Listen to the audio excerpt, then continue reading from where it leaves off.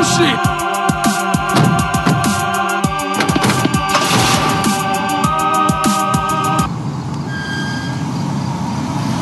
No bullshit.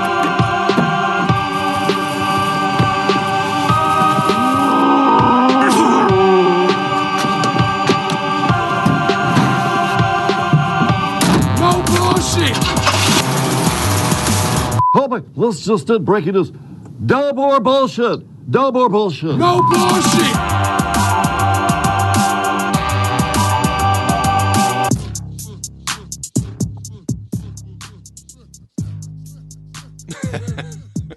Look at me. Look at me. I'm on TV again. You're doing a shimmy, Charlie. Telecommuting. Oh, this is funky, man. Because everybody's afraid of each other and should not intermingle. We've so totally socially distanced, and we're broadcasting from. I'm in my daughter's office. Karen's in her office, and Mark Fellauer is down in the studio because his wife will kill him if he touches anybody. Mm-hmm. Won't she, bro? Yeah, I think pretty much everybody's wife or spouse who the other person works might kill them. Okay, so anyway, look, getting into I'm sorry if I'm scattered. I've been up since 7. I went to bed at 4.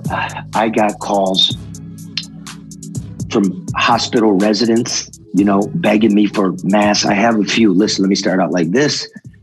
We're on Facebook Live. I know some of you download on Sundays, but I have a couple of really good FEMA quality P100, 100% filtration.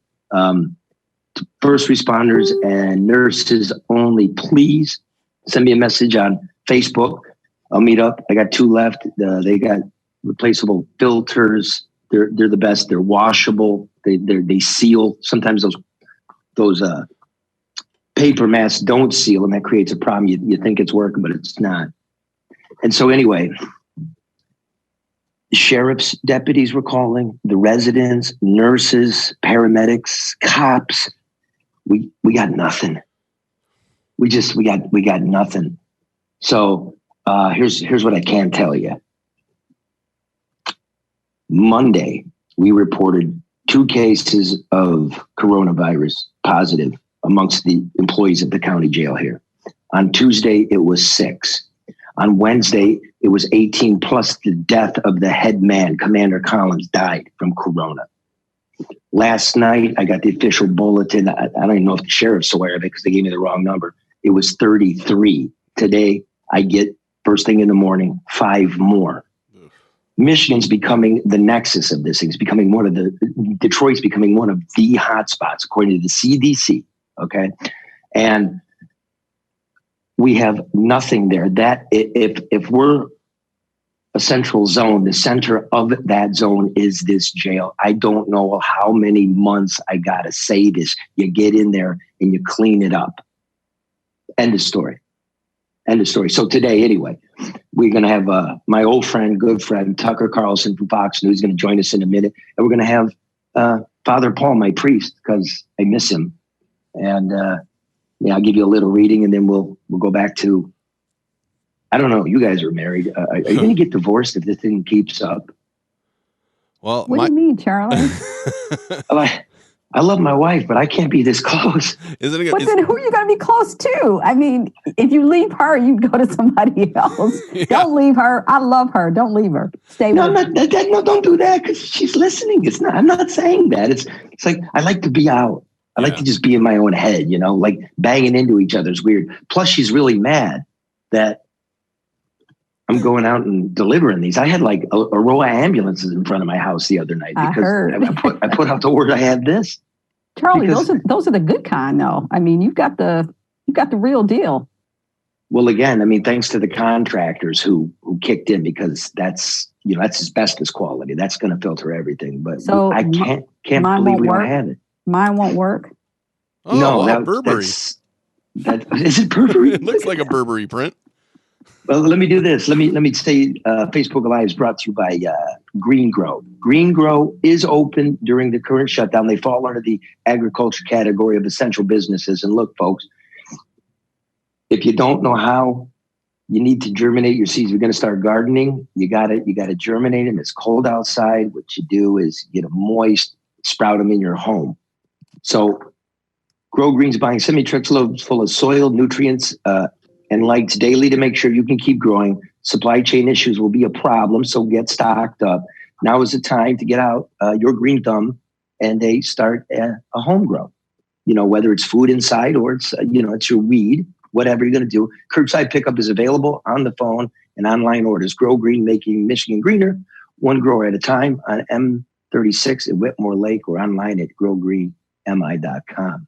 So good luck to you, Grow Green. And I want to say, dear friends of the show, American Coney Island is still shipping Coney kits. Those things are going crazy. So if you're missing something, you want a little bit of the outside and you're inside, dozen dogs, all the fixings, chili, onions, buns, the little hat for the kids, it all comes. Go to AmericanConeyIsland.com and get a little normalcy back in your life. Okay? And kudos to you guys, Charlie, for last week's event. You raised money for Michigan Mitten, I believe it's called.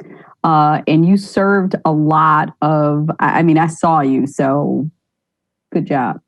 Thanks. Well, my wife was mad about that because now I'm hanging around homeless people. But you see what New Orleans is doing. Right. Now they're rounding them up and putting them in hotels. I'm not talking dumb shit just to talk dumb shit. If a virus doesn't care. Oh, is Tucker? Look at that. Is that Tucker? Is that you? Yeah, he is. He is on the phone. I hope. Shit, I can't hear him. I was going to say, why is he angry? Is this picture? Wait, I got a better one. I got another picture of him. Can you hear me? There he is. How about this one? Hey, brother. Hey, man. How you doing?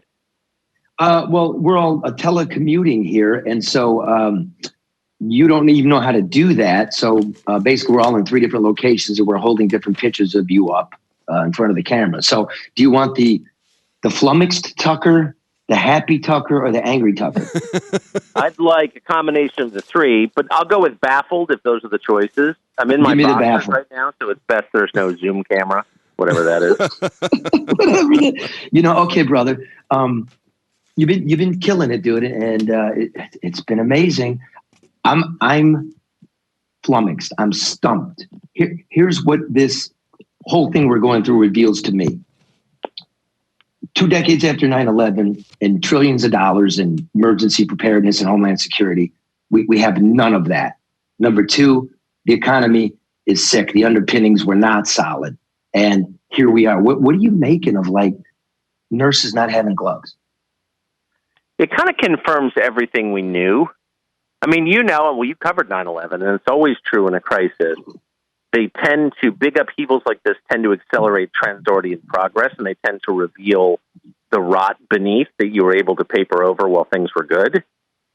But there's nobody who's been paying attention, and you're definitely in this category, who's shocked to find out we've got an economy built on finance and consumer spending. That's not really a durable economy, right? It's not really an economy, actually. Lending money and getting people to buy retail goods, that's not, a country that is prospering is producing by definition. So we shouldn't be surprised.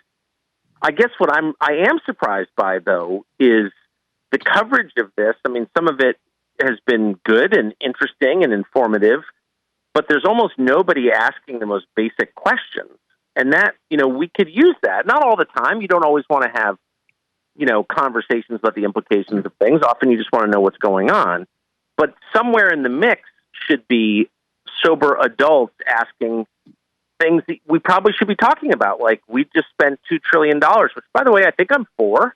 I'm certainly for sending people money so they have enough to eat. I'm definitely for that. But, where does the $2 trillion come from? I don't think we have that in the federal checking account. It would be nice at least to know that. Are we selling all that debt to China? Are we going to wake up and China will have even more control over our economy after we've battled through an epidemic they unleashed on the world? The layers of irony are too much for me. Explain that. I'm sorry to interrupt, but is that quantitative easing? You know what I mean? That which means basically the Fed just invents money into its own account and buys everything from itself and from Wall Street and from the mortgage market and from the auto loans. What happens to the money? Because we went through this 10 years ago. Well, hasn't this been the basis of wealth creation for the past decade is this frenzied printing of money.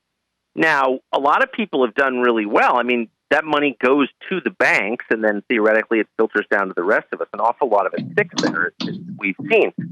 But that's got to have consequences at some point, no? I mean, at some point, since we have a system based on faith in currency, the only reason currency has value is because we trust the government that issues it. At some point, people say, don't they, maybe I don't trust this as much. And then you get inflation.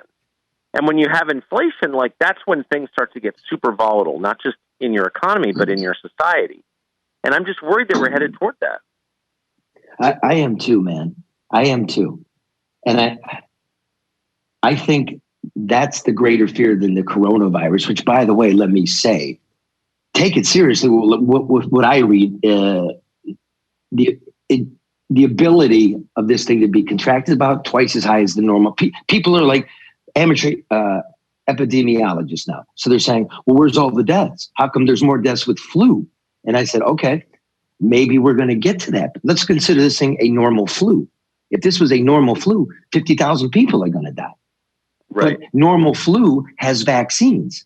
We have no vaccine for this. Let me tell you today, dude, how fucked up this is in terms of money. Our jail system is the nexus for it. Like, you now know that Detroit is one of the very hot zones. We're on the 45th parallel, like New York and Chicago and Seattle. It's the weather here. We don't have gloves. We don't have masks. And the head man at the jail died. The head man of homicide in Detroit, the police department, died. The head man of the police department in Highland Park, which is wholly surrounded by Detroit, looks like he's going to die. He's on a ventilator. If this doesn't fucking scare people, and I'm not saying panic, I'm saying take it seriously. If this doesn't concern you, if you want to keep denying that we have a real issue in our hands and we're not prepared for it, then I don't know what to say to you. It seems like that's pretty clear, and I think most people understand it. The problem is that the initial estimates for the deaths, and that they were estimates that I repeated aggressively a lot because I thought the country wasn't aware that this was coming, and I felt like I should talk about it, so I did. But those estimates are so far from where we are now that there needs to be an explanation for that. And clearly one of the explanations is we took the advice of epidemiologists and tried to slow the spread, and that may have worked. So that's one explanation. But we also need to be honest, we haven't had randomized mass testing, so we don't have a baseline for anything. We don't know actually how communicable it is because we don't know how many people have it. And because we don't know how many people have it, we don't know what the death rate is. We also don't know what the injury rate is. In other words, there's apparently lung scarring for people who recover in some cases. How many cases? What percentage? We don't know. So we're just kind of, without reliable numbers, we're just working off, good faith estimates, informed estimates, and we're going to make mistakes because that's what happens when you do that. Well, if we're going to make mistakes, isn't it best to err on the side of less deaths and safety? Sure. I mean, it might absolutely be. And that's certainly the position I've taken on my show, is that you don't want people to die, because it's not just the people dying, it's the people crowding the hospitals who are crowding out people with other diseases, because, coronavirus isn't the only thing people die of. So if you've got pancreatitis or you're, got stage 2 breast cancer or whatever, you need treatment too. So, But there's also a did cost you agree to it. that the older people should be sacrificed for the good of the economy and for other Americans? Did you agree with that logic, for lack of a better word? Well, I've never heard that. I mean, that's kind of a grotesque idea. No, of course I would never agree with something like that. I've never heard anybody say that. But if I did, I would strongly disagree. I don't think you should ever sacrifice anybody for anything. I mean, I'm not Catholic, but I'm pretty close to Catholic on questions like that. I'm totally shocked by abortion and euthanasia, and I don't like the death penalty, and I don't like killing people, period. So, no, I'm totally opposed to that. Okay. My Tucker. position, though, is that, there are a lot of different factors here, and I know that Twitter doesn't acknowledge it because most people on Twitter are like children, but in real life, anyone who's managed a family can tell you, you've got, competing imperatives, like you want to do this, but you also have to do that, and you really have to do both of them. I mean, that's just the truth. That's what life is. And so you have to make wise, balanced decisions where, you're not going to get everything. I'm sorry. That's what it is. And the rules of life haven't changed just because of the coronavirus. So I think it is fair to ask yourself, so for example, I'll just give you an example. So a lot of women get breast cancer every year, and we've got a massive push to reduce the death rate from that, to treat it effectively, a lot of fundraising, et cetera, a lot of public awareness. We also have some small but significant number of men who get breast cancer every year. So we recommend that women over 40 get mammograms. My wife does. I think most women over 40 do. We could also recommend that every man over 40 get mammograms because men die of breast cancer.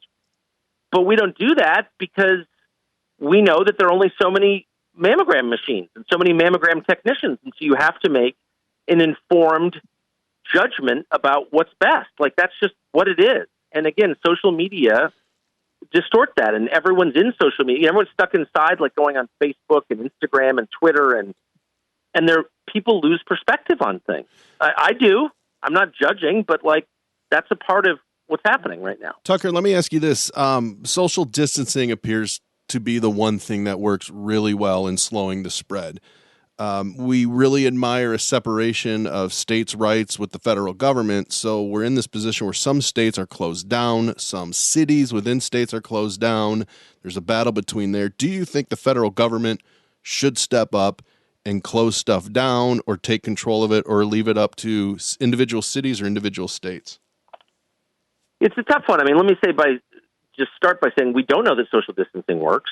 I think it does. It makes sense. It seems like it would work. We don't know that as a scientific matter because we don't have the baseline numbers.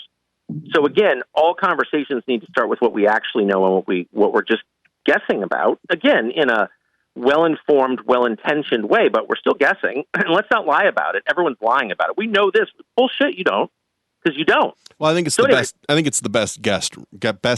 Yeah, I guess it's one guess. I'm kind of for it. I'm not against. I'm not. By the way, just to be clear, I'm not making a case against it. That's fine. What I'm making a case against is lying and overstatement, and there's just too much of that. And so, but anyway, this too.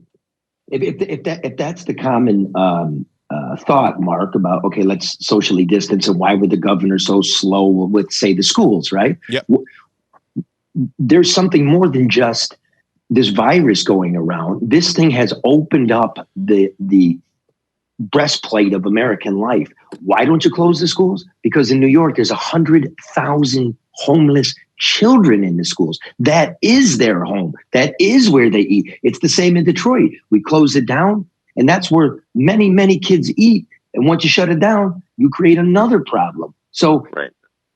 I'm just shocked, again, that there's no master plan. Not federally, not statewide, not in the county, and certainly not in the cities. And I wondered, God damn it, what those bureaucrats been doing day after day, week after week, year after year, decade after decade.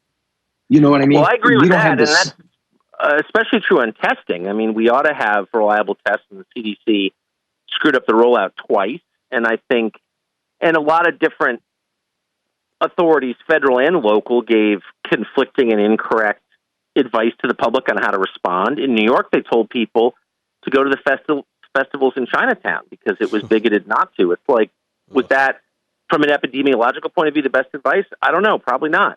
But I would say this, and I agree with you on the federal stuff. It's super frustrating, and I think the federal health authorities should be embarrassed. I think the administration screwed up in a lot of ways. I'm not disagreeing with that, but I also think it's not really a national problem right now. We have outbreaks in some specific places. We think new ones are coming, but there's no reason. So Seattle's been totally knocked on its butt by this, as you've seen.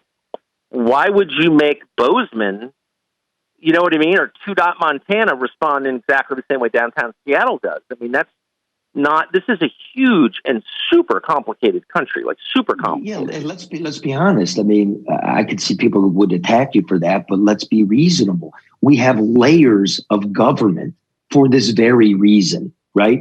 The bozos sitting in D.C. have no idea what Billings even looks like, what the flow of life is. That's why you do have a governor. That's why you do have county commissioners and mayors.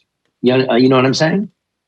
Do I know what you're saying? Yeah. And let me just say, nobody despises our leaders more than I do. I spend my whole life attacking them. I wrote a book on it. I brood about it. It causes me to lose sleep. I mean, I don't trust anybody in authority, and I say that every single night, and I mean it. Watch It's this totally one. Watch heartfelt. this one. On the other hand, there is this idea that there's like some magic solution that they're hiding from us or something, or if only someone would stand up and say the right words, this would be better. I mean, the deeper you get into this, the more difficult it is to know exactly what to do. I mean, Israel, for example, has said this is mostly a threat to old people. Some young people get it and die. Yes, that's true. But the numbers suggest it's not very many. And so maybe we should put most of our resources into protecting the people at biggest risk, people with respiratory illnesses, diabetics, obese people, and the elderly. And that's not a crazy idea. I mean, maybe it's a bad idea. I'm not sure if it is or not. But, like, that's different from what we've done, and I don't think it's crazy. So, again, it's just proceeding with humility might help us get to a better solution. I mean, that's always true. If you have any kind of problem, if someone jumps in and he's like, you're all idiots, you don't know what you're doing. Okay, yeah, that's true. Most people in charge are idiots, and they're selfish and they're short-sighted. I agree. But it doesn't mean that someone super, super smart, you know what I mean, could fix the problem if he were in charge. Speaking of someone super, super smart, you talked to the president about this. You on your show are ringing this bell for months, like it's coming. And nobody took it. Well, not nobody, but nobody in Washington was taking it seriously. You got yourself a meeting with the president to impress upon him to take it seriously. He shit the bed on this. What did you tell him? And did he take you seriously? Well, I have no idea, what he thought of what I said, because I can't know that. I said exactly what I said on my show, which is, this is coming. You can't, and by the way, we knew it was coming because in an age of jet travel, you're going to have pandemics. There's no way to stop them. And by the way, even the 1918 Spanish flu killed 100 million people, and there was no commercial air travel. It killed people on the Aleutian Islands.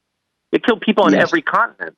So this stuff, the second people leave home, they put the entire population at risk for an epidemic. And because we're connected, it becomes a pandemic. So we know this is happening. I don't think the country's prepared for it. I think we're totally in denial. I don't think the public health authorities seem like they have it under control. What I was concerned about at the time, and maybe history will show that I was wrong, but this was my concern, was the medical capacity. I never have thought we would get a vaccine in time because vaccines can't be developed that quickly. They never have been. Anyway, I always thought the real problem is a crush on hospitals. Like, that is a disaster. First of all, it causes panic. Second, it kills people who aren't even sick with the virus. And third, and most obviously, people who have the virus may not survive it. So we need to make sure we have enough beds and enough equipment, enough antiviral drugs, enough ventilators, enough respirators for the staff to wear, just basic stuff. I've said that on the air from the beginning. I do think, by the way, did you say this directly to the president?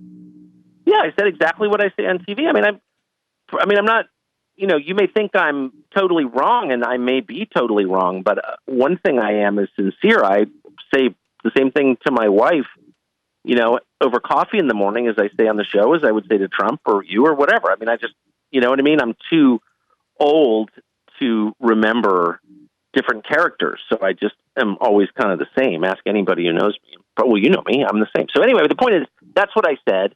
And I think that one of the main reasons people were ignoring it is because of Trump. I do think that. I've always thought that. I said that on the air.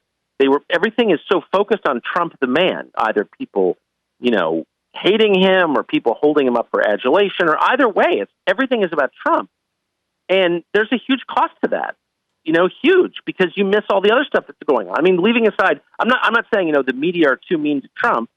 I'm saying the media are ignoring the rest of the world because of Trump. Well, here's what I'm saying. While this thing was brewing and moving, we're in the middle of impeachment kabuki theater. Okay, exactly. So the Democrats aren't doing anything. The Republicans aren't doing anything. The bureaucracy's not moving. The president's not making a move. He made incorrect decisions. He denies it. And I'll tell you something. This is why I'm asking. on a lower level here, because I've decided to cast my lot, leave the coast, leave all that, and come here with my people. I was saying the same goddamn thing to my governor, right? Just about where the hot zones were, where we were missing stuff. Yeah.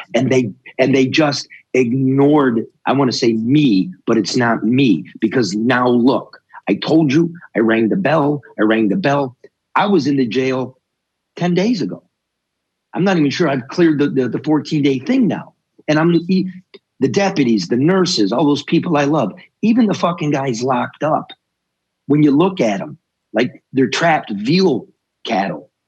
They're scared and nothing's getting done. Nobody, not the fucking president, not the governor, and those two idiots, one Democrat, one Republican, are doing a Twitter war. I don't give a fuck about your Twitter war. I need some gloves for my niece who's an emergency room nurse. That's what I want. And they didn't do it, Tucker. So let me just say, thanks for at least telling the fucking guy. What is the situation in the jails in Macomb County or Detroit or in Wayne County, Detroit? Okay, here Wayne we go. County. It's been under court oversight for 4 decades for the health reasons. It's under federal investigation for mental health because a rash of people have killed themselves. No showers at intake, no vacuum bag for the people's clothing, no thermometers, no questionnaires, no cleaning crews, no bleach, no gloves, no masks. The showers don't work. They released 400 nonviolent people. That's a good start, right? Since it's an incubator. But here's what they did. Everybody listening, and you, Tucker. They didn't test a single fucking inmate before they put them out on the street. Didn't even take their temperature. So what does that tell? I mean, that just tells you they don't care. We need a new way. We need a new way. Well, I think the way is really simple. It's simple. You know, leaders are supposed to, above all, care about the people they lead. That's it. And if they have contempt for the people they lead, they're bad leaders.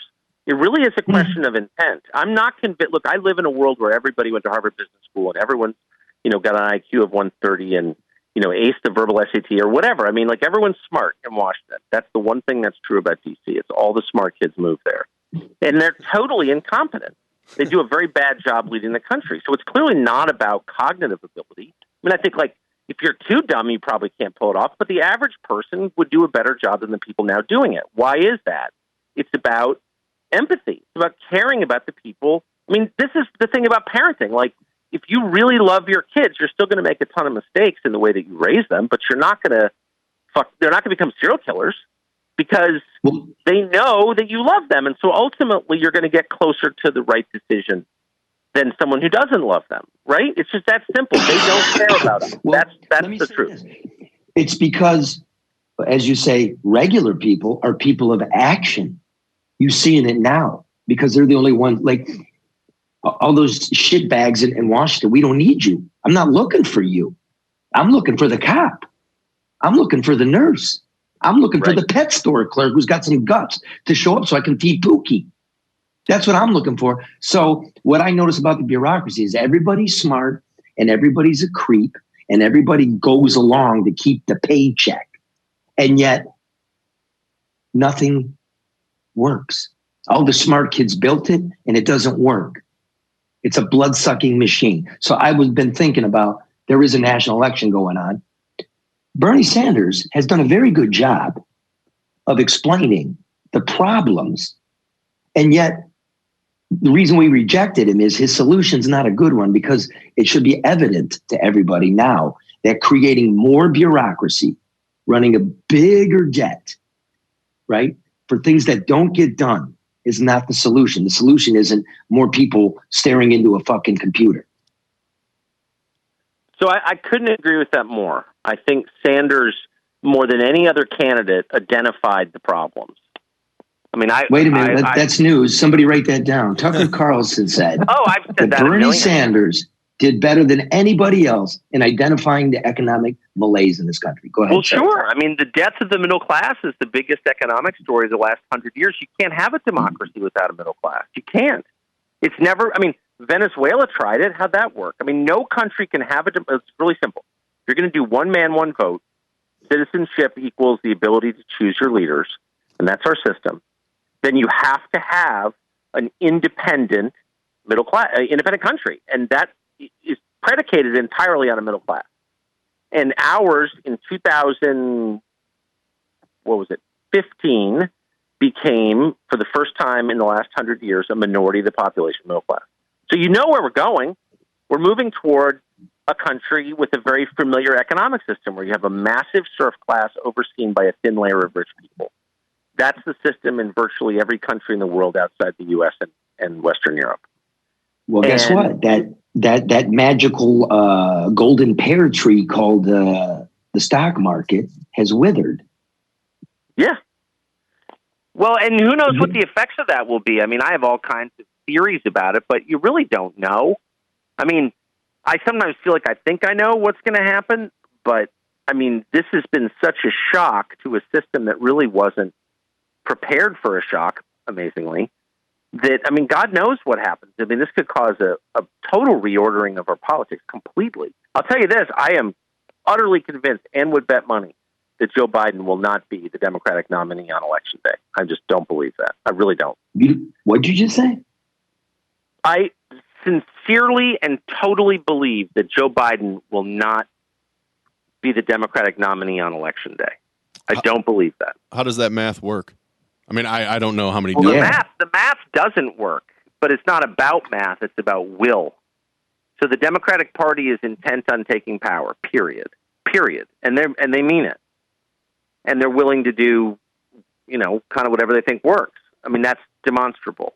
Joe Biden is not prepared, and he can't beat Trump. He can't lead the country. He shouldn't be working still.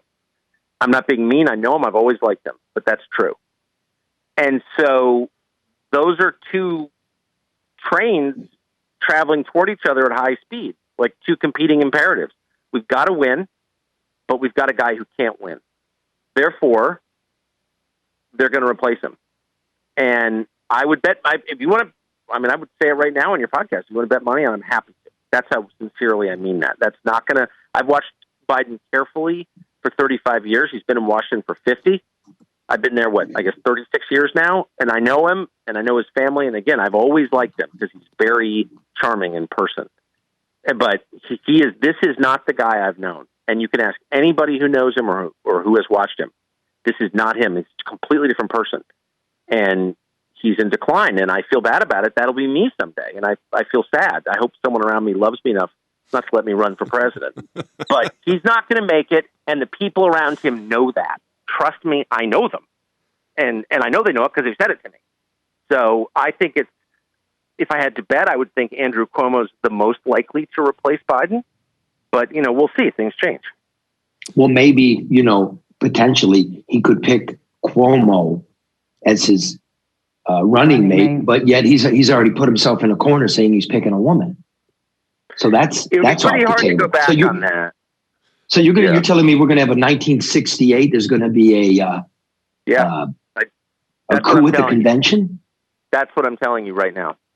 And I don't know if the reaction will be the same as 1968. I mean, the party isn't as strong as it was. 1968, you could just call up the mayor, call the delegates, this is what we're doing, Hubert Humphrey's the man, and then you could call the mayor and say, hey, if there's a problem, shut it down. There are fewer people to call now. So I don't even think it's a matter of the party doing it. I think it's a matter of Democrats. Of the fundraising class. Mark Lazary, the biggest fundraiser in the Democratic Party, and all the people beneath him. I think this will even become a consensus among activists on social media that he's not capable of winning. Now, who replaces him? That's the question. And the Bernie people, who have every right to have a big voice in this, I think. They've been screwed a couple of times. They're going to want to push Bernie. I don't know, but I can tell you it will not be Biden. And I'd happy to bet on it. Okay, I'll take the bet. Good. How about I'll bet you dinner. I'll bet you dinner or whatever you want. I'll bet you whatever you want. But I certainly bet you dinner. But you tell me.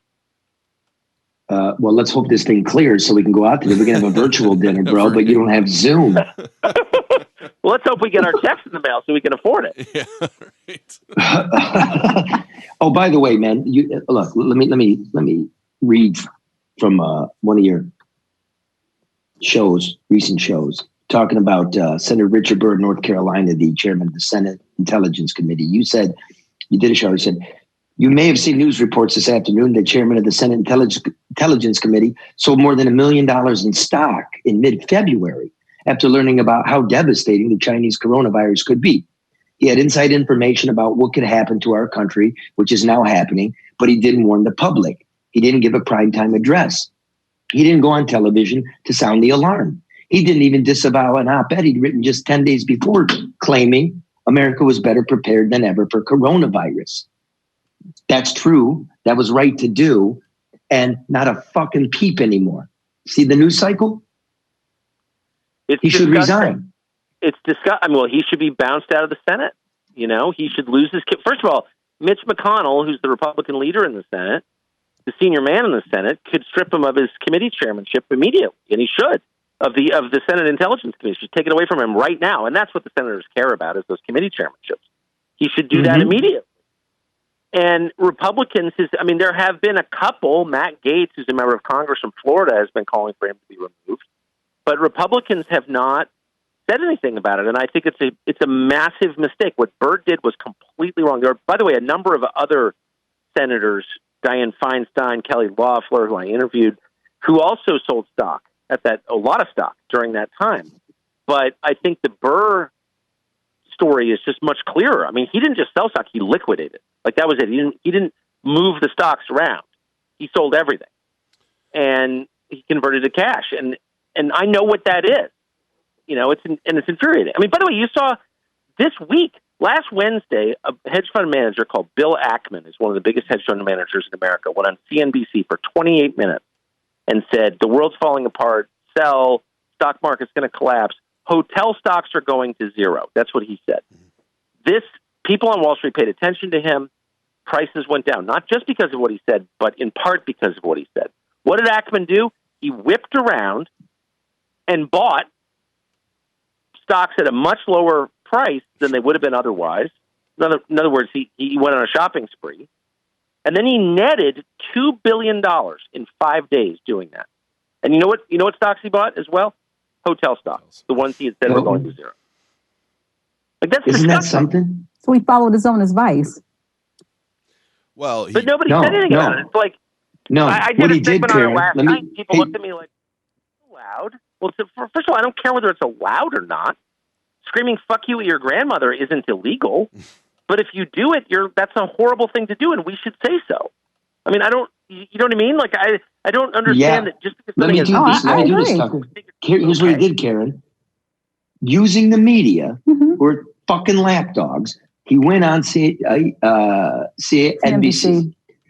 and he said, the sky is falling. Get out now. And he had made a bet that you were all going to get out now, and then he swooped up and bought it up. And he's not been called out by NBC. You see that very much. I see it, Tucker. You know, you're there. I've been there. I'm here now. I see press conferences. I'm given statistics by my regional leaders, and they're fake. And we just print it because they said so. We don't do anything to check up on it. And here's the question, Tucker, about the media. How is it that all the anchormen still have makeup and hairspray in this time of isolation and self-introspection? How the fuck do they have all that? I don't know. I'm in isolation. I don't get any hairspray. I use Spit, which has actually worked. I had a makeup artist in fact, I still have her back in Washington. Over 20 years, same makeup artist.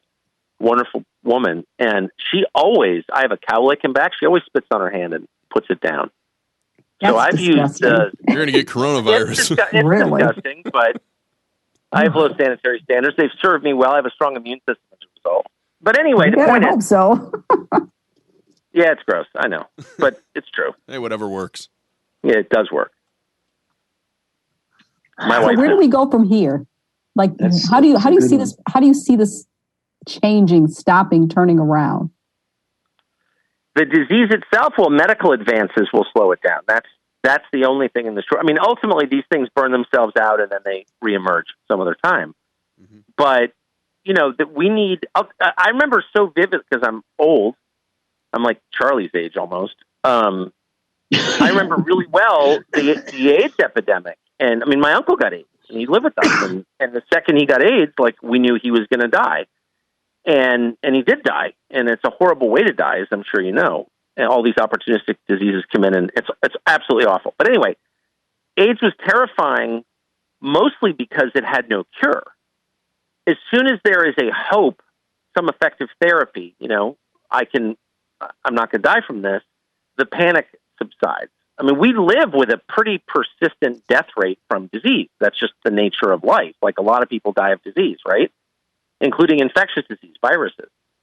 But we can handle it because we think there's something that we can do about it. So the second there is a proven therapy, it doesn't need to work in every case, but if it works in 50% of cases, that's 30%. That's a massive improvement over what we have now. Part of the reaction that we all feel, I certainly feel it, is a response to helplessness. There's like nothing you can do. It's like you go to the grocery store to buy paper towels, and the next thing you know, you're on a respirator. Like, that's terrifying. If people thought there was some medical response that worked, life would go back to normal much more quickly. I honestly think that's the answer. Well, be it the market or be it human beings, there's nothing we hate more than uncertainty. Which exactly. Is kind of exactly what right. To, yeah. I think that. Don't you feel that way? I think most people do. I think that's just human nature. What you don't know scares you. Yes. And that's why some people overreact. Yeah. I'm just beyond that now. This will pass, and then we'll go back to normal. And everybody must now look at how abnormal everything is. We need a third way. Like, the Democrats really want power, and I've been through that. We get nothing, and the Republicans want power, and we go through that, and we get nothing. It's time for a reckoning. Tucker, I told you I was considering that run for United States Senate as a complete independent. Well, don't laugh. I'm telling you, I was on your side completely. I wish you'd done that. Well, you can't. There's a couple of things I learned. First of all, you can't collect signatures during a corona epidemic, so forget about that. Sir, can I get your signature and touch this pen? You can get them an electronic campaign, Charlie. They have petitions. You can do it electronically. Can you? Isn't this a time to redefine who we are, what we do, and how we do things? And that's pretty much what I was asking, not necessarily in terms of medical evolution, how this will change. Certainly, this does, but I'm thinking economically. I'm thinking from a government oversight standpoint, how we interact with each other. What do we look like when this stops? Well, no matter what happens, the federal government gets stronger. That's been happening since the First World War. So, well, really since the Civil War, but whatever. Big moments of trauma and change always makes the central authority more powerful in this country. So I would yes, that would proceed, and there are upsides to that, and there are downsides, but I think that's going to happen. I think there's got to be some huge upside to pulling every college student in America off campus, because kids are going to realize, and their parents are going to realize, I don't need to pay $65,000 a year to do this and go into debt that wrecks my life. Yep. Maybe there's a cheaper way to do it. And rich people will always send their kids to college because it's fun. And why wouldn't you? They don't care. But for people making $100,000 a year, college for 3 kids is like a death sentence. It's terrible. It actually will wreck your life. So that's not sustainable. The colleges are greedy and insulated, totally self-absorbed. They're nasty little narcissists who don't care about their effect on American society. But this will force them to care, because a lot of them are going to go out of business. Because the flow of Chinese students, which has been keeping these places afloat, is going to come to a halt.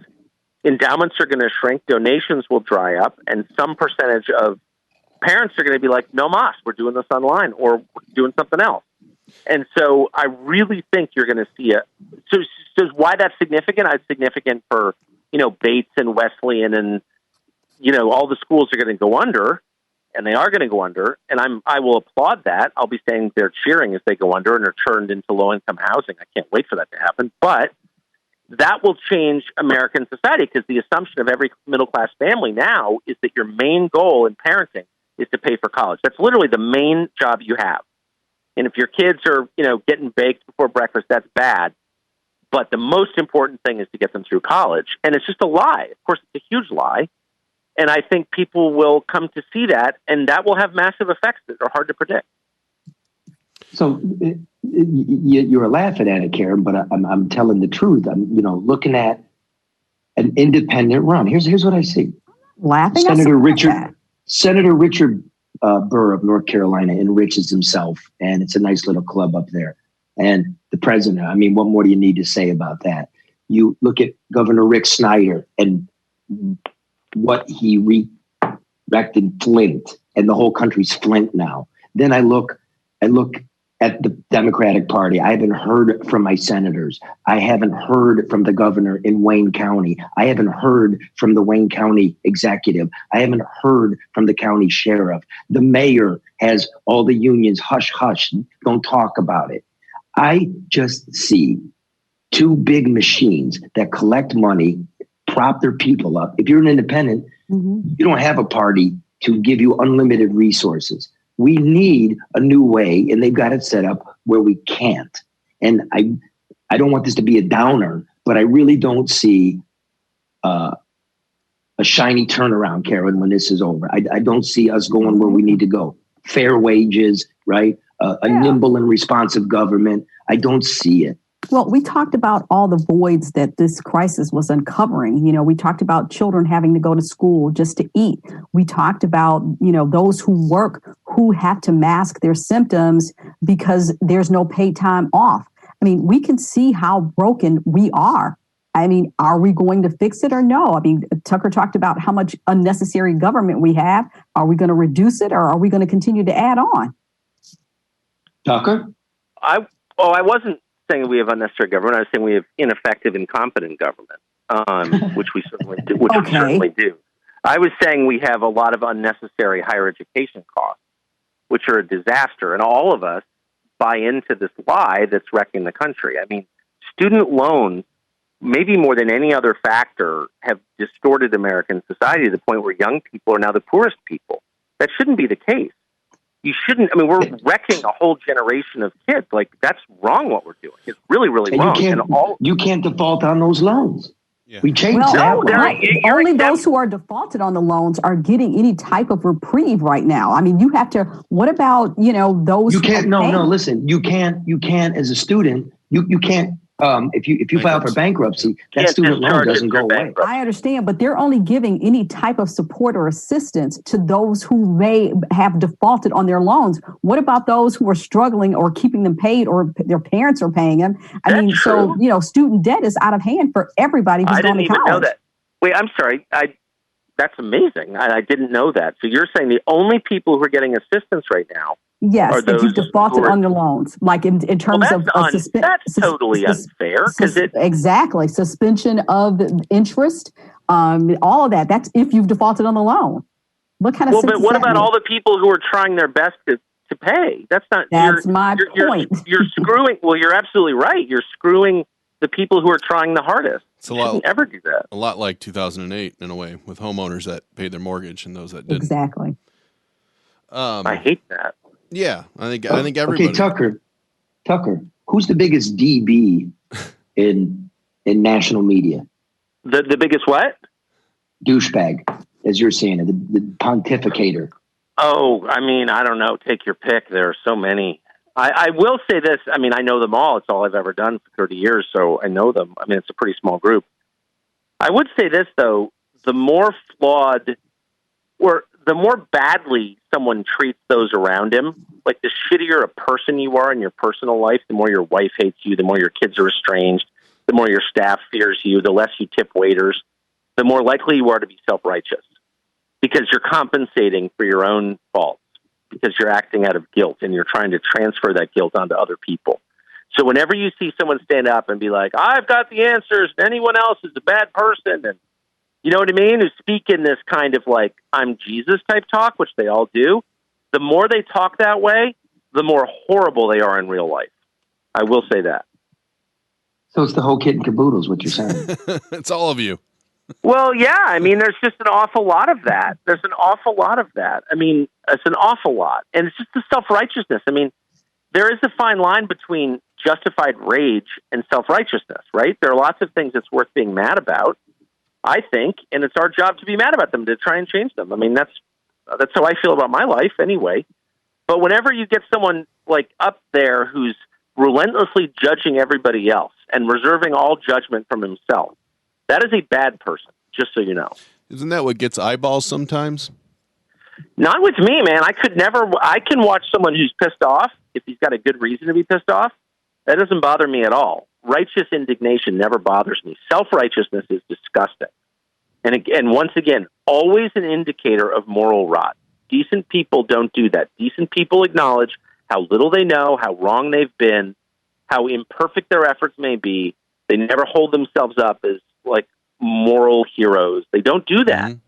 Because as you age and as you gather wisdom, you know, and this is the root of all wisdom, what a screwed up person you are. Like that's what wisdom. That's why kids are so freaking judgmental. Like if you have kids, you know, they're very fast to judge everybody because they've never failed. They've never been humiliated. They've never, been ashamed in front of their neighbors or their spouses. They don't know how screwed up they are. So everybody else is falling short. It's a horrible quality. It's my least favorite thing about young people, including my own. Much as I love them, I don't like that.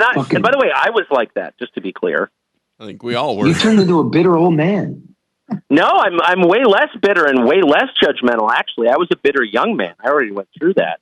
Then I got fired in public, and I couldn't make my payments on my house. And I realized, wait a second, you're kind of a loser. Why are you judging other people? And that really helped me a lot. Yeah. That'll do. Okay. Work hardship and health hardships will do that. That'll teach the you health too. I agree with that. Yeah. Totally. Shows you what's important. Hey, I know you got to get to work. So maybe we all come out better now because this health thing is showing us what's important. So maybe that's a lesson everybody will take away. Until we're all healthy again, Karen. Fingers crossed. Hey, Tucker, last thing. I know you got to go to work, but what are you hoarding? Oh, ammo. Always. Yeah, always ammo. That's it? Ammo? Well, no, I'm not a big hoarder, but I've always had a lot of ammo in hand because I hunt and I shoot and I just use ammo because, I have a wood lot with bowling pins on it. So I, shoot a lot. But yeah, I always have a lot of ammo because why wouldn't you? I've already told you how totally opposed to violence I am, and it's sincere. Having seen some, I'm very against it, but I think the right to defend your family is the most basic of all rights, and I'm really deeply personally resent any attempts to strip that from me, and I won't comply with them. Period, because that's the most basic right you have is the right to protect the people you love. Period. So, I always have that, and I've got pretty bad eating habits. So if I were stockpiling food, I'd go with something cheap and bulky like pasta, and nicotine products. I use actually a fantastic new product. I can't remember the name of it. My daughter's boyfriend showed it to me a couple months ago. Zen. And it's a non-tobacco nicotine pouch. It's like dip, except there's no tobacco, so it's not carcinogenic. And it comes in 6 milligrams. It's crazy good. I just absolutely love it. So I would not want to be without this at all. So I just ordered 100 tins of this. I guess you really the short answer, you discover what you care about when when you worry about shortages. I could care less about toilet paper. I've got a lot of leaves in my yard, so whatever. But nicotine products, I would not want to be without them. Spit in your hair and leaves in your bathroom. Okay. Yeah, whatever. We're animals. I've never forgotten that. If you're getting pre-rolled cigarettes, anybody that smokes should switch from the regular to the 100s. It's exactly the same tobacco, and 100 means 100 milligrams, I guess, and the regular ones are 88. So you get about 3 extra cigarettes, same price, same tobacco if you get the long ones. So you should do that. That's value shopping. That. And take the filters off anyway. As my father always said to me when I was a kid, filters aren't healthy. Shouldn't put filters on. He called them filter tips. We should put filter tips on cigarettes. Just stop smoking. You stop smoking, she said. Stop smoking. Oh, I'm not. I did stop smoking, but I don't judge people who smoke. I don't judge them either. But wait, Tucker, do any of you know it was an American military leader? They were surrounded. They had no food, and the radio dispatch said, "Do you need food?" He said, "Damn the food man, send tobacco." It was Blackjack Pershing, 1917, in a telegram to Woodrow Wilson. Send from France to Washington. Send Camel. Camel cigarettes. First produced in 1913, the oldest continuously produced American cigarette. I smoked them for many, many years. A great cigarette, and basically beat the Germans in the First World War. and the second, for that matter. And it's got a hidden picture on it. It suppresses appetite. So do you smoke anything, Tucker? I don't smoke. I don't smoke any weed. I don't drink alcohol. I'm like a Mormon who uses tobacco now. Okay, fair enough. No, I got off. I had to get off all that stuff. I couldn't be moderate with it. I'm not against it. I think a lot of people can. My wife drinks wine and, is like a totally moderate person. It's not a big deal for her, but I couldn't do that. I also try not to eat Snickers bars because I can't be moderate with that. I have a lot of problems with the immoderation. Yeah. All right. Well, listen, brother. Thanks for being on and give them hell. I'll be watching. I really appreciate it, and I can't believe that thing about student loans. Thank you for telling me that. I'm on that literally right now. Okay, I'm going to watch. Karen, I think you just did his next show. Yeah, it's infuriating. That's like ridiculous. So thank you. Is. You're welcome. See ya. Thank you. Thanks. Take care. Talk to you, brother. Be well. You guys, give me a second. I got these, what do they call buds? Earbuds? Yep. You have to do what? You got to recharge them? They're down here, so I got to switch. Oh, okay. Can you hear me? Yep. That sounds better, too. Oh, it does. Just a good old-fashioned kind, Charlie. We'll have to call Tucker back. Oh, no, I got to sit down then. Somebody asked if that was a Banksy behind you, Charlie. Tell them that is an original by your daughter. That's my daughter's original. Did I do something to the... Yeah, you totally cut off your own camera. There you are. Boom. Yeah. Yeah, my daughter did that. See, this is a blackboard paint. So you can get the paint and it works exactly like a blackboard. And you can draw on it and then wash it off and start over. I'm going to do that. I like that. We have metal filings in it. So watch. Let's see here. Are you going to do a live It's a magnet. See, that's a magnet, right? Suppose it. Oh, so you can use like a bulletin board. Okay, good. Exactly. Very cool. Right, so you can hang papers from it and everything. So, yeah. So, Charlie, let me ask you, what are you hoarding? As I told you guys before, I don't hoard, but, I've lived out west where you got to be prepared for floods and fires and earthquakes. Bags of rice, ammunition, water purification tablets, and iodine, right? Don't worry about that because the working man is out there taking care of the sewers. You're good. Batteries for your flashlights and everything. I have about 50 gallons of gas, right? And some booze and my long cigarettes. So you're set, right? Charlie. Well, I think my plan is just to go to Charlie's house after hearing all that. Jeez. Well, remember, no person is poor when they have friends. So if you can't go visit them, Charlie. No, if you needed it, you got a place here. If you're with me, you're not going to perish. And I told my daughter, start giving the dog the leftovers, right? We don't throw them away, like the bun or whatever that you did. I said, give it to the dog because we got to ration his food. And in the end, if it all runs out, he is our food. No, Charlie. But you know what? This is teaching, in my opinion, everybody to not be as wasteful. When you can go, and I was at the market, this was about 3 weeks ago, and it really hit me just how lucky we are. This was right when this first started. And I had, I think, some cooking oil or something in the basket. And this lady says, "How much is that?" It was the last one there. She said, "How much was that? How much is it?" I said, "I don't know." And it hit me that you can go to the store and not have to pay attention to. We have to understand how blessed we are, and we have to reconfigure how we live, what we buy, how wasteful we are, how resourceful we are. We could all come out better if we, like Tucker said, we're all broken people. We got to figure out how to fix ourselves and each other. That's so true, isn't it? I mean, now you're realizing you wear your plastic gloves. And then you don't even think, you throw them away, and then you ran out of gloves. And then you're like, well, where's those plastic gloves I threw away? Maybe if I rinsed them off or put them in a box outside for 3 days, right? I could use them again. Well, can people start throwing them away instead of just dumping them in the parking lot of Meijer or Costco? Because that's actually becoming an issue now. That's true. We're creating other problems. You're right. Be a little kinder and think ahead. Think about the next person. Yes. Wait, watch this. That stuff right? The corona can live on metal and plastic for what? They say 3 days, right? Yeah. Put a box in the trunk of your car. Before you get in the car, take off your gloves and put them in the box so that when you go to the store in 3.5 days, you have the gloves. It's really kind of simple. Or just wash your hands, Charlie. I mean, True. because unless you have gloves to change with every surface, you stand to cross-contaminate. So just wash your hands. And somebody said, Karen, keep your hands. I have a habit of putting my hands to my face. So I sprayed my hands. I'm keeping them off my face. But just being more conscious about those little things, just like this. When you go to the restroom and wash your hands, after you wash your hands, don't use your clean hands to turn the handle off because your hands were dirty when you turned it on.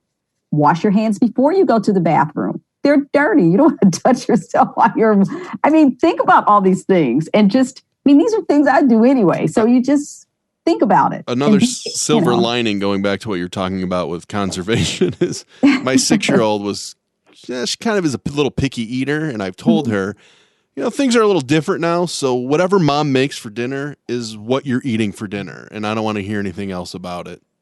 And it's great. She's been eating better. Good. And you know what? I'm eating less. I swear to God. I am too, which I could stand doing. I'm like, there's no need for me to eat that. I'm not working, Charlie. You've been running like literally on overload 24 hours straight for the past, I'd say 3 weeks at least. That's why you're not eating. But you need to take care of yourself, Charlie. You do. I'm okay. But Get you know what? Kit, something. Let me. I want to thank our sponsors for supporting us, because they're hurting too, but they're still with us. And I got calls from construction lawyers saying, why are we still putting up the apartment complex? The financier saying it's critical infrastructure, which creates a whole bunch of legalities that people get sick and da-da-da-da-da. So again, if there's questions about what you're supposed to do, what you're allowed to do, new and different practices, call Barry Ellentuck at ADR Consultants, 248-318-9424 for a consultation. Whether it's government or private industry, reduce your costs, stay within the law, think of new practices, right? Preserve your bottom line. ADR Consultants, experts in procurement, government compliance, information technology, property management, law enforcement. Get the job done right, on time, on budget. ADR Consultants, 248-318-9424. And our friend Luke Nowacki at Pinnacle Wealth at 248-663-4748. What more do I need to tell you? Rational financial advice. Right now, the man manages credit unions, pension funds, personal income. Get rational advice, not fear, not speculation, right? Get a strategy, position you in your investments, retirement, college savings. If, unlike Tucker, you want to send your kid to college, plan for the long term. Luke Nowacki at Pinnacle Wealth, 248-663-4748. Securities and investment advisory services offered through Royal Associates, Inc., member FINRA SIPC, is separately owned, and other entities and their marketing names, products, or service referenced here are independent of Royal Alliance Associates, Inc. And last but not least, this is probably the first and foremost, mortgage rates are at an all-time low. I know you're thinking about it. And if you're thinking about it, call Hull Financial, 248-308-5000, or go to davidhallmortgage.com. They're the quickest in the business. They're the cheapest in the business. They will meet you at, look how busy it is for them. Your time, your schedule, get a personal touch, get some equity out of your home or refinance it and save that monthly payment. 248-308-5000. davidhallmortgage.com, equal housing lender, NMLS 1467435. Very good, Charlie. Is that all right? Because very good. It's excellent. How do you say it? What I use these people in my own personal life. Mm-hmm. I talk to these people, right? They comment they listen, and I want to thank you. No answer from Father Paul. So we're going to have to pray on our own. I'll keep trying them. I'm gonna give him you guys go ahead and talk amongst yourself. Maybe he'll only answer to me. Oh, all right. Well, that's fine. So, Mark, other than making your daughter or getting your daughter to now eat and not be so picky, I mean, Yes. I'm really having conversations with people about the changes. This is the time, in my opinion, for change so that we all come out ahead. I think there needs to be an increase in political awareness in terms of who people vote for and why. You know, I mean, certainly we're not going to eliminate government. As Tucker said, it's probably going to be larger and stronger when we come back. Mm-hmm. But just what other things do you see that people should start paying a different level of attention to? Hey, Paul, it's Charlie. Honestly, we're trying to call you.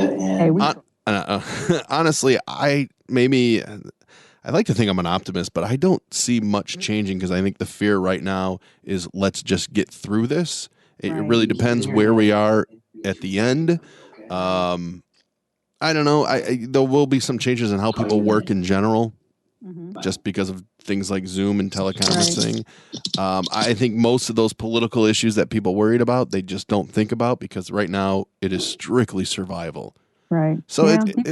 it's sad, but it's hard to figure out where this is going to go. Hopefully the government will be a little more prepared for the next one, next time it comes across, and maybe stockpile some stuff. Because I was telling Charlie earlier, I find it really interesting that we can't get ventilators, we can't get masks, we can't get PPEs, yet somehow Apple can donate 10 million masks, Facebook can donate 1 million masks, and Pornhub can donate so many thousand masks. I mean, private industry is really stepping up here because they have the foresight of, taking care of some stuff, be it because of wildfires or why ever they stockpiled stuff. But preparation. Okay, hey, Mark. Yes.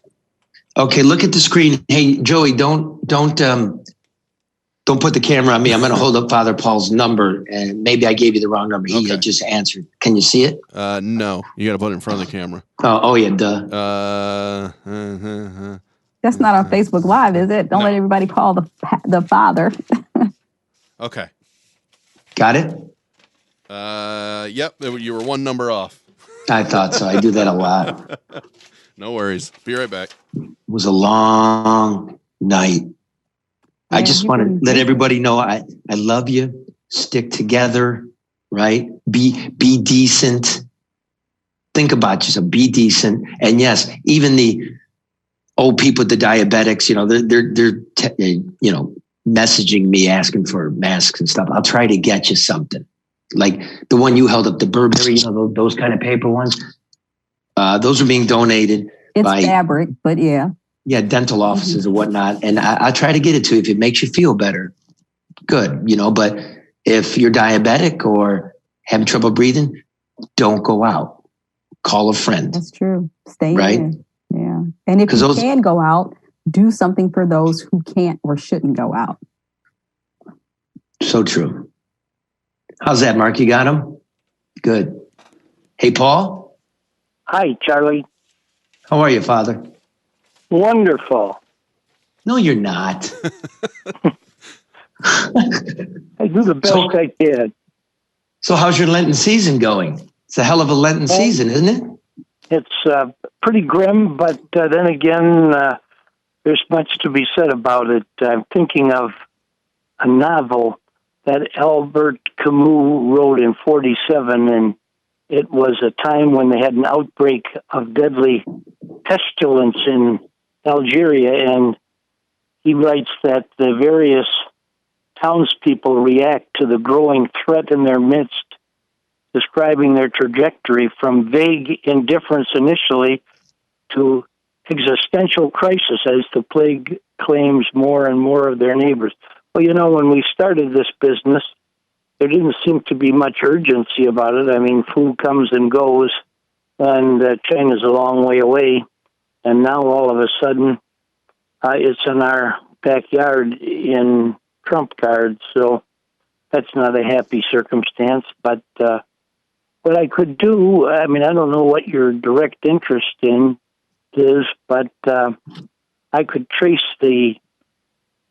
some of the rhythm, as I understand it, of this Lenten season, and if it makes sense, okay. If it doesn't make sense, I can go a different direction.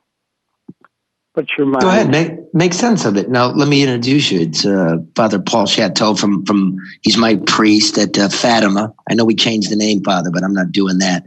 You know, and Okay. I still say, and also with you. I'm sorry, I'm just not changing. but you're. I know you have to act priest-like, but you're a really cool and funny guy, and I think you're an old hippie, aren't you? Well, I don't know about that. I can't even spell hippie, but whatever. Because you say I've been something here a like, long hang loose, time, brother. 47 years I've been working at this particular church, so I kind of know my way around the living quarters anyway. Okay, well, look, spiritually, we need something. I miss seeing you. My favorite part of Mass is always the gospel and your homily. So since none of us, this show broadcasts on Sundays, since none of us can get out, and I know we all miss you, and whether it's somebody's imam or their rabbi, what have you, we miss the community. And yeah, and if you could maybe give us a little scripture and a little homily, I won't tell you what to do, but please take us to church. Well, I'm going to trace the season a little bit. Right away on Ash Wednesday, we listened to the prophet Joel, who said, "Return to me with all your heart," and directing that included a reflection of St. Paul to the Corinthians. We are ambassadors for Christ. And the bottom line to all of this is to make an increased effort to bring peace, kindness, and understanding to one another. So, right away, they remind us not to perform righteous deeds just to make a show. They have to be part of our fabric, part of our tradition. Well, in the first Sunday of Lent, there are the temptations. Stones become loaves of bread, if you will. If you are the Son of God, throw yourself down, and so on. And basically, it's a temptation not only to Jesus, but to our time, seeking control, domination, power, the attitude of might makes right, and proving one's superiority, becoming number one. This is the antithesis of the gospel. If you have something to contribute, it will be noted by your deeds, not by any grandiose efforts. The next Sunday, Jesus is transfigured. All of a sudden, his apostles don't know too much, but he becomes someone so extraordinary that they don't know what to do with it. And hopefully some of that radiance comes into our own minds and hearts. The following Sunday, we have the woman at the well, which is an unprecedented interaction between male and female. Jesus did things that were not prominent in their society, in fact, not accepted at all. But he reaches out with healing and connectedness. Powerful lesson to us today as we struggle together. The next Sunday, we went through the whole passage of the man born blind from birth. This is, we all have our blind spots, but this is a powerful reflection. In fact, this is only in John's Gospel, and it is a strong moment indeed, because in our ineptitude, we are to see through the vision of faith. Faith in what? Faith in a new day, something that will be a powerful expression of what is yet to come. And so the passage is the longest in the Gospels of any of Jesus' events, miracles, except the Passion. And now as we come to the Sunday coming up, we have Lazarus being raised from the dead. What a powerful expression of God's power to take us from death to life, from nothingness to a whole transformation. I think of this in the context of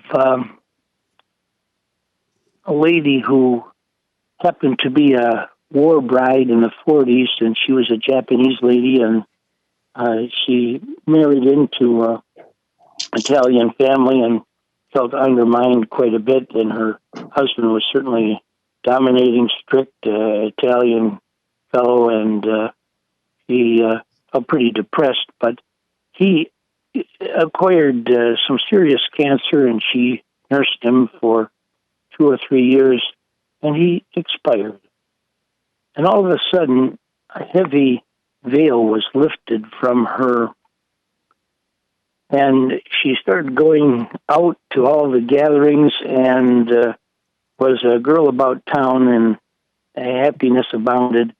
She went to casinos, everything was good, and all of a sudden she gets the same thing her husband did, and in her depression, she was inconsolable, and the family kind of pressed me to see her, and I told her a story of Lazarus, and that was the story that kind of was able to put into perspective some of her understanding, her vision of what is yet to come.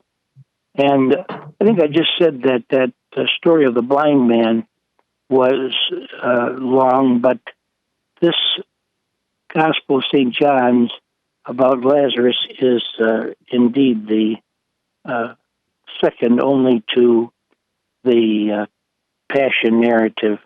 And so we go through all these things, and in this, you may remember a couple of years ago, there was a Rembrandt exhibition, a powerful one at the DIA, the Detroit Institute of Arts, and it pointed the evolution of Rembrandt himself. His depiction of Jesus initially was as an aristocrat, as was the custom of that time, and a person of great nobility. Then the transition from an experience of financial challenges and losing his family, his wife, his child. He goes then to live in a very poor Jewish area and accesses humble, impoverished folks for models.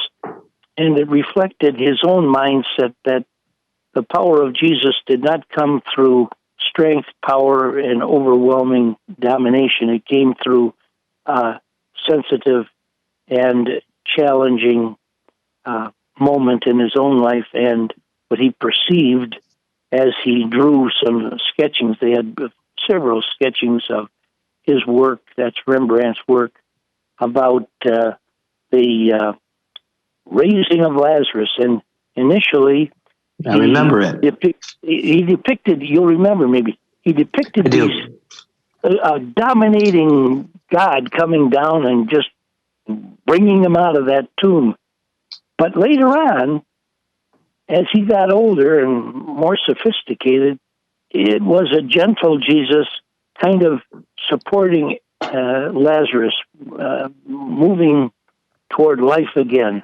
And in the great summation of the scripture, your study of God, our own self-knowledge of God, and the times we're living in, you, Paul, what do you suggest we do to come out of this thing better? What can we do right now with our time, since we have much of it? What should we be looking to do?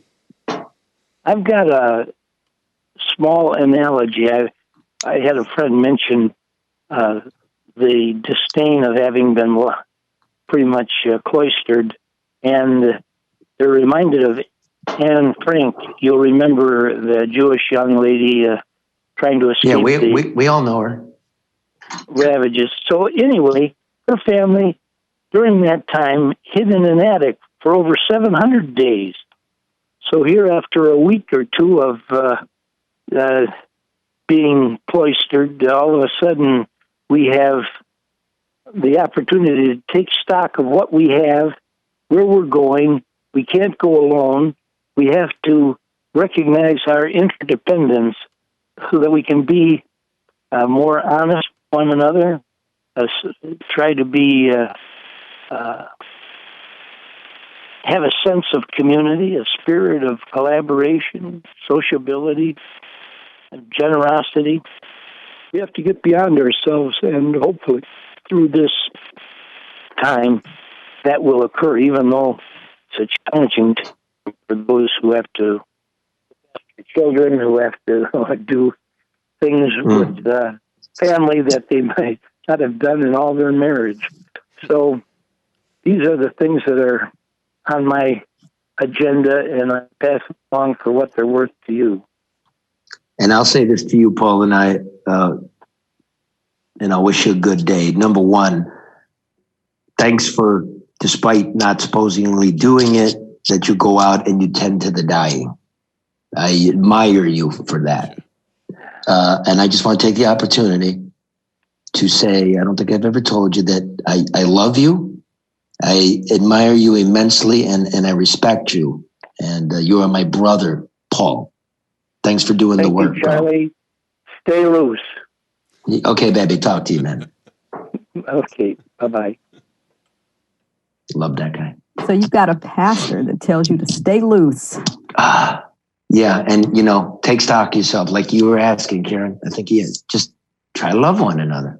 Yep. That's it. But Charlie, I have to take a moment and extend both prayers to those who are touched and struggling with this, and to the families of a lot of friends, colleagues, associates in Detroit who we've lost over the past just few days. It's a lot. It's a lot. And I want to especially say my thoughts to the Detroit Police Department. Captain John Parnell was a really great guy, terrific member of the community, one of the really good cops. He succumbed to Corona. So I'm thinking of everybody in blue, all the deputies who lost Commander Collins. Right. I know you're all scared and you're still showing up and you don't know who represents you. You represent us. And yeah, you're right. And everybody that has it and is scared, I'm thinking of you. I'll get off of this show and try to figure out what I can do for you. And I hope, Mark, your family's well. Yep, we're sequestering ourselves. Yeah, and thank your wife for letting you come out. No problem. And if you don't mind, if I could take this out, close the show out with something I wrote about, only essential people should be out. Mm-hmm. I wrote it, and I'd like to read it. It's sort of my homily after my shepherd, Paul. So here's what I wrote. Excuse me. There goes the garbage man. He's essential. Without him, trash piles up, vermin come, disease festers. There he is this morning, removing the throwaways of some unseen life, carting it to some unseen hole, never to be considered again. There go the discarded wine racks, the throw pillows, the heaping bags of food waste. What must he think of us lounging behind our draperies? The nurse arrives to work this morning. She's essential. The emergency room bursts with the stricken, and yet she has insufficient equipment to protect herself. But there she is anyway, working without complaint in the great coronavirus pop-up tent at great risk to herself. Where is all the public money gone that is supposed to help her, she wonders. The ambulance jock flies by, then the cop, then the fire wagon. The truck driver brings milk and gas and beer. The cashier comes to work at the pet food shop. The farm laborer still labors. The meat packer still butchers. The utility worker is still up on the wire and down in the sewer. The ancient priest continues to tend to the dying. They are the people who keep America fed and watered, safe and spiritually comforted. They are truly essential people, underpaid and underappreciated. They are the essential workers who were passed by when the golden pears fell from the magical stock market tree of the past decade. Instead, during that harvest time, we took their benefits and their pensions. We talked about running some of them out of the country. Now we realize how essential they really are. And no one talks such things. Not now, anyway. The swells, the stockbrokers, the bankers, the lobbyists, the lawyers. Their fruit bowls runneth over during the great stock market harvest. Yet, how non-essential do they seem now? If we were all lawyers, we'd be starving on words. The high financiers and the elected officials who serve them, today, they seem essentially to be the problem. It is a moment of great humbling in America, a time to ask oneself, what do I know? What do I do? Am I essential? Watch as the hordes hoard toilet paper, as few know how to make something as simple as soap. The ability to create fire has given way to gathering around the glowing box of streaming TV. Oral traditions and decent poetry have given way to Facebook bile and ranting. Who can snare a fish unless there are boxes to be speared in the freezer case at a big box store? Repair a machine? We can't figure out how to recycle plastic gloves, much less dispose of them properly. The majority of men lead lives of desperate isolation, a life conducted in a mortgaged box, commuting to work in a financed box, where we sit in cubicles and type into a blinking box. We eat our pre-prepared food from a frozen box, waiting one day to be buried in a laminated box. This pandemic will pass, and we will be left to pick up the shards of an economy. This may be the essential moment for self-diagnosis, a time as we are quarantined in our boxes to look inside and to come out better. What is our meaning? Are we essential? Yes, we are all essential, necessary and answerable to one another for the sake of our children, if nothing else. So maybe we start by saying thank you and acknowledging those working people whose work and lives are indeed essential. Bravo. Love y'all. Everybody out there, try to love one another. See you kind of next week, virtually, maybe. Hey, Mark, thanks, man. I don't think we could do this. No problem. Yeah, thanks, Mark. You were a lifesaver. Thanks. Took a while, but we got there. Power to the people. When you're chewing on life's gristle, don't grumble, give a whistle. And this'll help things turn out for the best. And always look on the bright side of life. Always look on the light side of life. If life seems jolly rotten, there's something you've forgotten, and that's to laugh and smile and dance and sing. When you're feeling in the dumps, don't be silly chumps. Just purse your lips and whistle, that's the thing. Hey, always look on the bright side of life. Come on. Always look on the right side of life. For life is quite absurd, and death's the final word. You must always face the curtain with a bow. Forget about your scene, give the audience a grin. Enjoy it, it's your last chance anyhow. So always look on the bright side of death. Just before you draw your terminal breath. Life's a piece of shit when you look at it. Life's a laugh and death's a joke, it's true. You'll see it's all a show, keep 'em laughing as you go. Just remember that the last laugh is on you. And always look on the bright side of life. Always look on the right side of life.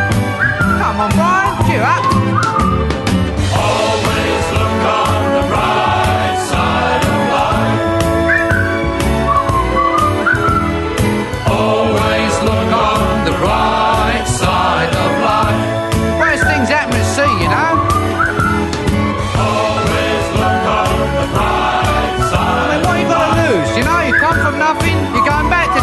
What you lost? Nothing. Nothing will come from nothing, you know what I say? Cheer up, you old bugger. Come on, give us a quiz. There you are. See? The end of the film. Incidentally, this record's available in the foyer. Someone's got to live as well, you know.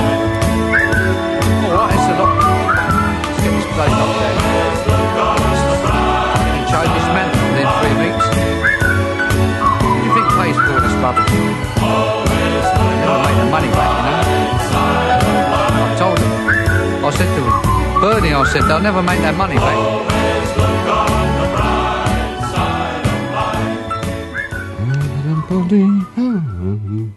Thank you very much for coming along. Thank you very much.